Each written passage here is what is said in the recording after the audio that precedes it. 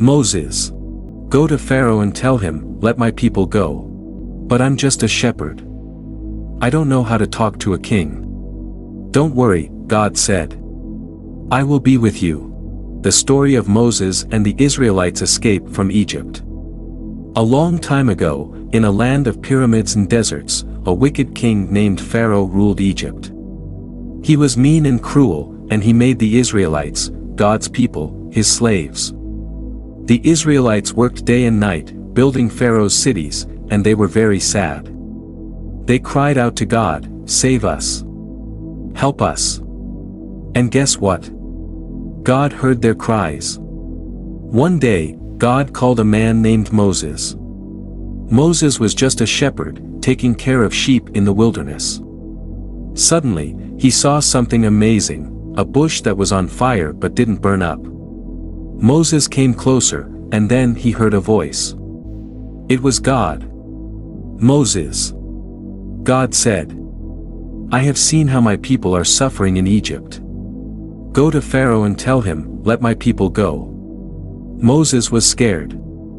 Me? But I'm just a shepherd. I don't know how to talk to a king. Don't worry, God said.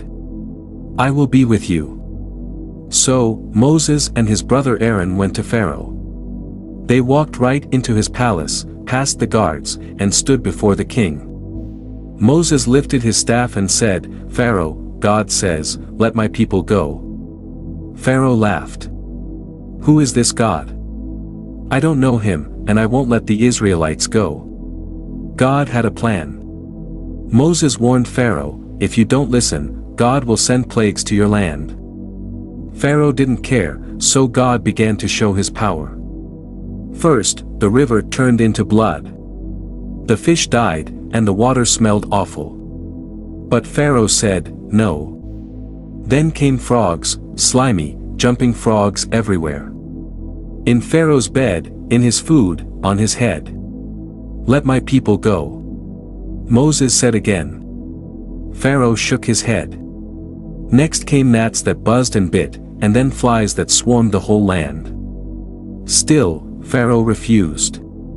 God sent even more plagues, animals got sick, people got boils, hail rained from the sky, locusts ate all the crops, and darkness covered the land. Pharaoh was stubborn. He shouted, I will not let them go. Finally, God sent the worst plague of all. Every firstborn son in Egypt would die. But God told Moses to warn his people. Take the blood of a lamb and paint it on your door. When the angel of death passes by, it will see the blood and spare your home. That night, it happened just as God said.